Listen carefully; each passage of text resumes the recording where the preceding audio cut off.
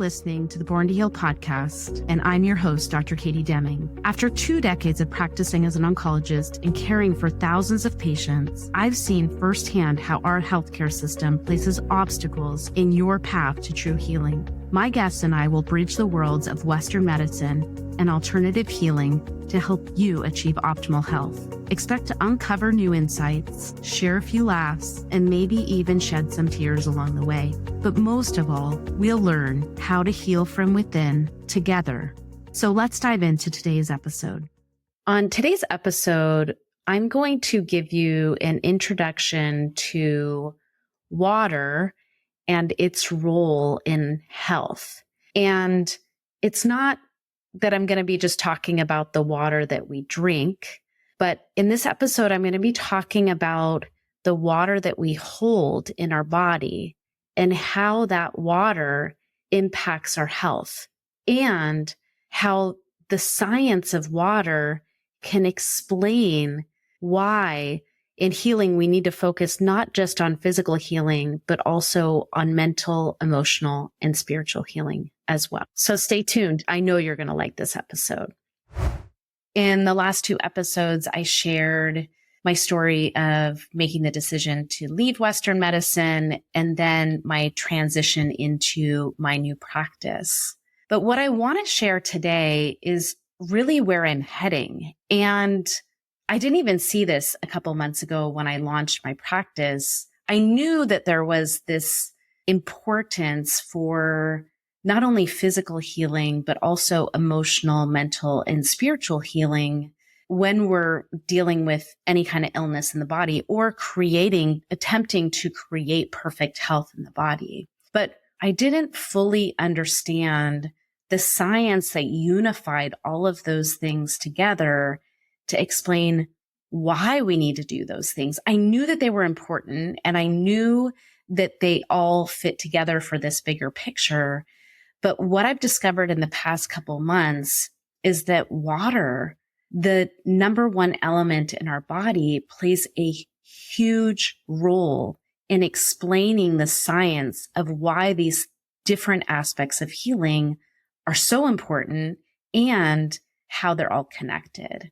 And so what I want to do on the podcast is I'm going to take you on a journey, and I'm a student. So I am learning just like you're learning. And so what I'm wanting to do is I'm wanting to share what I'm learning as I'm learning it. And I want to invite guests on here that we can learn from together. On this first episode, I'm going to lay the foundation to explain some of the things that I'm learning and discovering, so that as we bring our next few guests on, it will make sense why we're talking about water so much and why I'm heading in this direction, not only with the podcast, but also with my practice. And so in order to explain how I came upon this information, I'm going to share a little story. And that has to do with the person that I'm dating right now, which is quite personal and interesting. And probably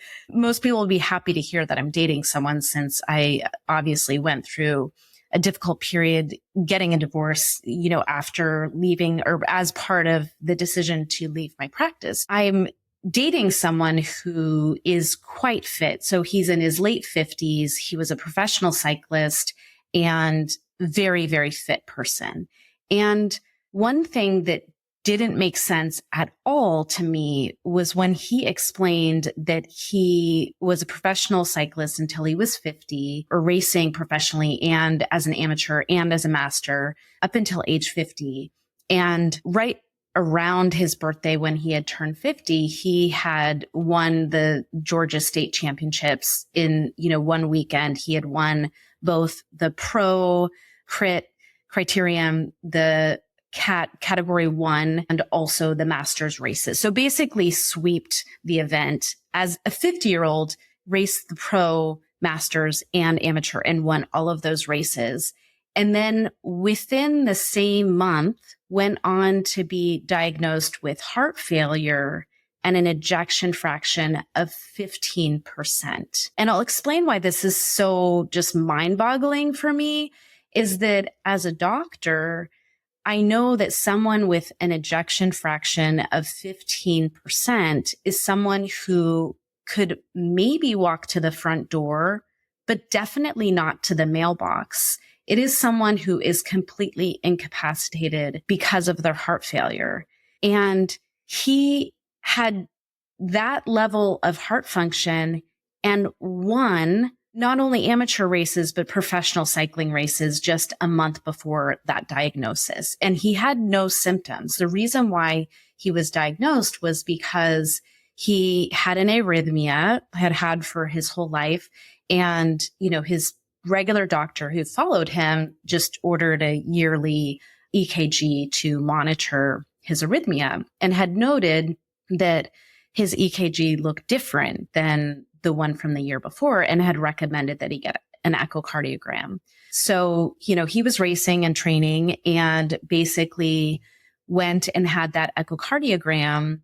And when he had it done, he had no symptoms. The only thing that he described was that when he pushed himself 100%, he would feel a little bit short of breath. But who's not going to feel short of breath when they're pushing themselves and racing at that level? But basically, he would notice a little bit of shortness of breath. But when he went in for that echocardiogram, the technician just turned completely ashen and walked out of the room. And the next thing he knew, the cardiologist came in and basically he left that clinic with a defibrillating vest on his chest and basically was told, you're never going to ride a bike again, let alone race. And from then went on basically to find that he was in heart failure. They're not sure exactly what the cause was, whether it was myocarditis, which could have been an infection of the myocardium that he basically ignored and trained through, but ultimately basically, caused him to retire from riding a bike. And when I heard this story, I was completely confused because someone who's in heart failure would not be racing a bike even at an amateur level, let alone winning professional races. And I basically just chalked it up to I don't quite understand this, but I'm not sure. I'm not a cardiologist. And then, now I met him 8 years after he had had the heart failure. And by the time that I had met him, he had regained quite a bit of his heart function and was riding a bike again and is quite fit, actually probably the fittest person that I know, even in his current state, which is with an ejection fraction of 35%.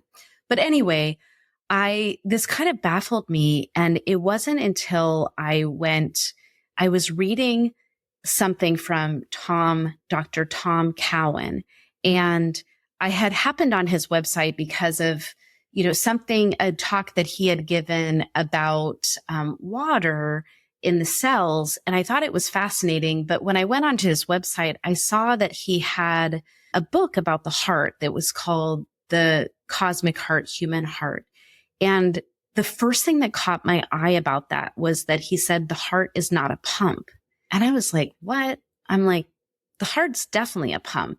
I mean, everything that I've learned about the heart in medical school and as a doctor is that the heart is a pump. But I was also had this story in my mind about Steve where I was like, well, I want to read this book because maybe this can explain why Steve could have been in complete heart failure and still winning and racing or racing bikes and winning those races.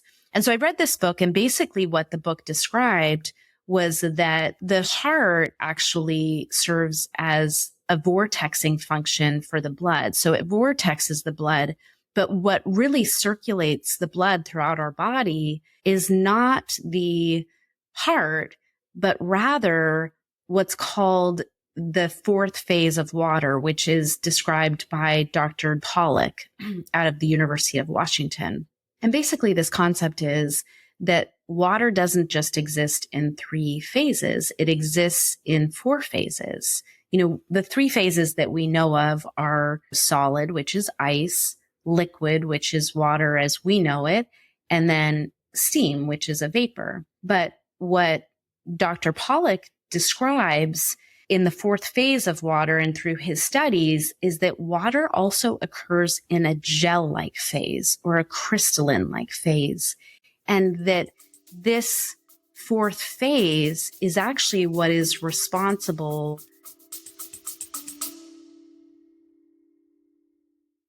What if healing cancer didn't have to be so overwhelming and confusing? What if you could access a higher level of consciousness to accelerate healing? And what if you had a clear roadmap to follow, a path to lead you out of the fear and uncertainty?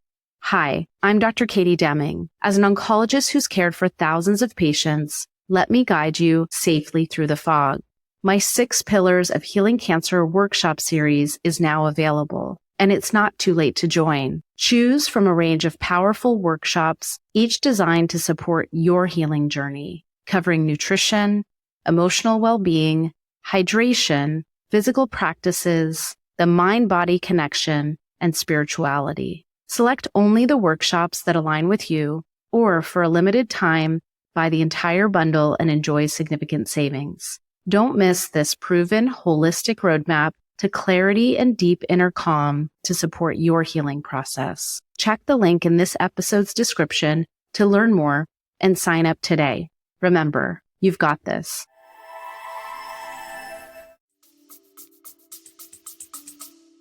For moving water throughout the circulatory system. This is what Dr. Tom Cowan's book was talking about in the Cosmic Heart, Human Heart, was talking about how the fourth phase of water is what propels the blood throughout our circulatory system. And when I was reading this and thinking about Steve, I was like, okay, now I'm reading something that makes sense to me.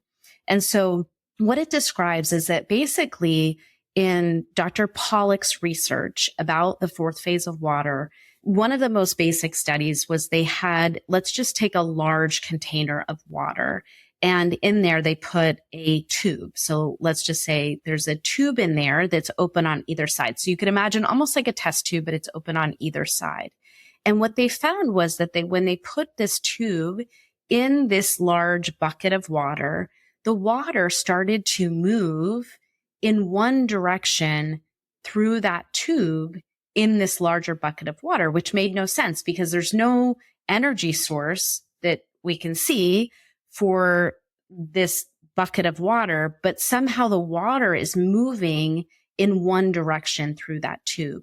And what Dr. Pollack's research has shown is that when you have a surface, a hydrophilic surface in water, which basically this tube is creating a hydrophilic surface in the water structures itself along these tubes and basically creates a difference in charge that propels the water, the bulk water, basically the liquid form of water through that tube.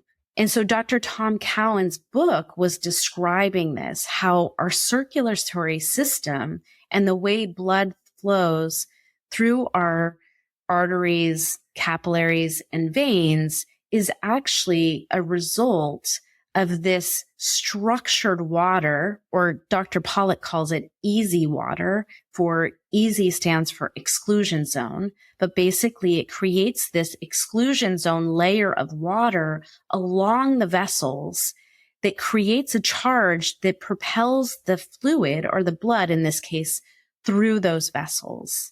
And the light bulb went off for me where I was like, oh my gosh, this finally makes sense for what I'm seeing, with this person who's in front of me who is extremely fit still, has no evidence that I could see of what I would see someone with heart failure, like, basically fluid in their lungs or fluid in their legs, their basically ankles would have fluid pooling there because they're not pumping the blood back up to their heart. So it explained what I was seeing with Steve with this understanding of exclusion zone water, or the fourth phase of water. And so I became kind of fascinated with this. I was like, wow, well, if this is the case for the circulatory system, what else is affected by this structuring of water, or this fourth phase of water?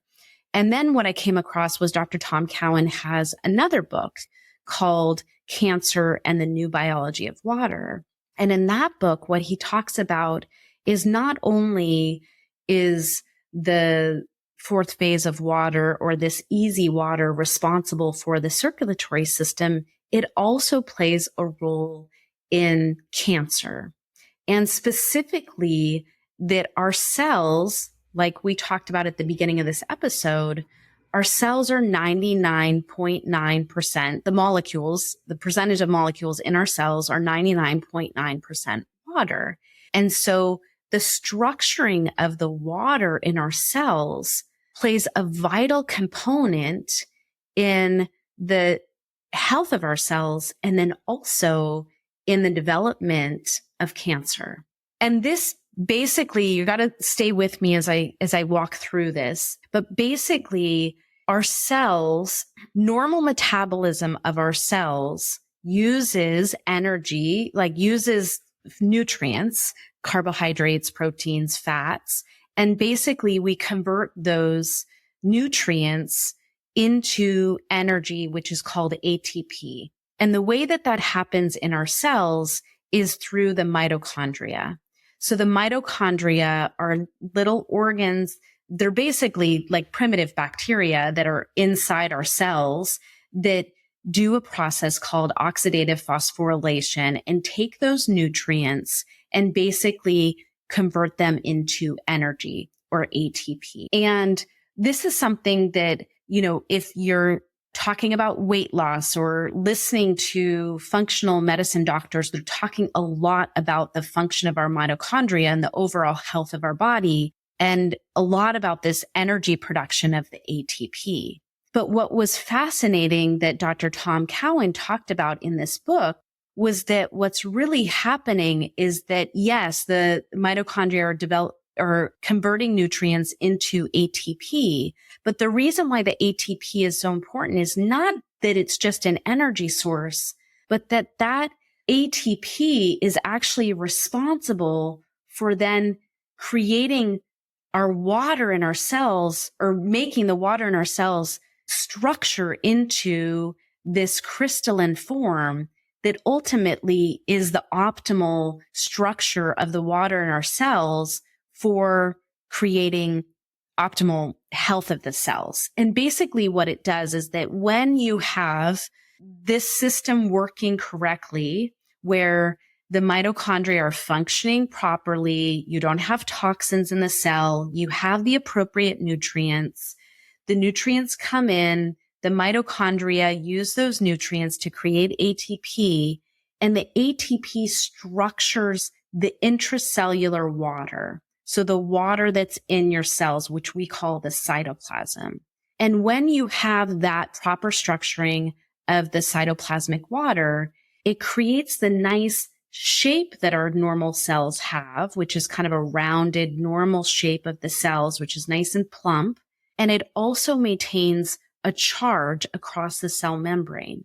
And these two things together, the nice shape of the cell and then the charge across the cell membrane, allow our cells to organize themselves in the organs and function properly. So do the proper functionings in those organs. But when you have a breakdown of the system where either you don't have the proper nutrients coming in, or there's a breakdown in the way the mitochondria are working, or you have toxins in the cell, or you're not getting the appropriate energy, basically the cells are not able to do that normal process of metabolism called oxidative phosphorylation, and you end up having anaerobic glycolysis occurring. And it does not require the mitochondria. And basically the cells start doing fermentation, for lack of a better word. They start using the process of fermentation to turn sugar into ATP, but it is much less efficient. So basically you're able to produce way, way less ATP from one molecule of glucose to basically use this type of metabolism or fermentation in the cells. And that cancer cells exclusively use this form of metabolism. And because it's so inefficient at creating ATP, and ATP is required for creating this structured water in the cells, what happens is that the cells start to lose shape, they get misshapen, and they lose the charge across the cell membrane. And so the cells start to stick together, kind of clump together, and create what we know of as tumors. And that's why tumors, they feel different than normal tissues. So most of you have probably not felt a tumor. I've felt many, many tumors, and I will tell you that they feel hard and dense. And that's because these cells no longer have this nice structured water. They basically have unstructured water in there because they don't have enough ATP to generate that structured water and hold the charge across the cell membrane. And basically those cells then are starved for energy because they need way, way more glucose, and they can only use glucose to create the ATP. And so they become like a parasite on the body, trying to pull glucose from wherever they can just to survive. And when I read this, my mind was blown. So the first part about the circulatory system, was just like, oh my goodness, this makes so much sense to me. But when I started to hear this part about cancer, it answered so many questions because it started to help me understand why our diet and why eliminating sugars and refined carbohydrates and getting the energy production in our cells more efficient was so important. So that physical dietary aspect of cancer made so much sense. But then the other piece is that the structuring of the water in our cells is also affected by toxins in our environment. So glyphosate in our soil, which comes from Roundup, right? Which is basically in all the soil on the planet where we're growing fruits. That also inhibits this proper structuring. Also, lack of sunlight. So sunlight is one of the ways that is actually fueling these cells. And the other piece is, nutrients. So getting the nutrients like the antioxidants from our vegetables and our fruits also feed into this system. So it makes sense from a physical perspective. But then the other piece is that from an emotional perspective, our emotions affect the structuring of this water in our cells. Water has memory. And if we're holding negative emotions, that affects the structuring of our cells. And so this is why scientifically our emotions impact the development of cancer or the development of health in our bodies because of this intracellular water. And then the other part is our thoughts also impact water because of the memory of the water. And so when I put all this together from reading his book, and I have to say that I've read his book 3 times, and I'm an oncologist. So this is really complicated and nuanced. But as I read this, I was like, this is really the foundation that helps explain why all of these things are so important. And so what I'm wanting to do on the podcast is I'm wanting to bring these experts on. So you'll be excited to hear that Dr. Jerry Pollack is going to be coming on the podcast. And then I have other guests coming as well to talk about these other aspects of water. But what I'm going to want to do here is bring you on this journey to learn just like I'm learning. So I'm a student and I am so fascinated to learn all of these things that I was never taught in medical school. And in fact, in some ways, I think we were distracted in medical school being taught that cancer is all about the DNA, when I think it's actually all about the cytoplasmic water and how we hold the water in our cells. So that's where we're going. There is exciting things coming on this podcast, and I'm so excited for you to join me and to learn as I learn. And this is going to evolve. So, as I'm learning, I'm going to shift and share new information, but this is where we're headed. And I cannot wait to get started. I'm so excited for these interviews that are coming up, and I cannot wait to see you on the next episode. So take care, and I'll see you soon. Thank you for joining me on Born to Heal. It's been a privilege to share this time with you, and I hope that today's episode has offered you valuable insights on your journey toward optimal health. Please consider subscribing, sharing this podcast with your friends, and leaving us a review. To learn more about how you can work with me, please visit katiedeming.com. You can find additional resources in the episode show notes linked below, and remember to join us next week as we continue to explore more holistic approaches to healing.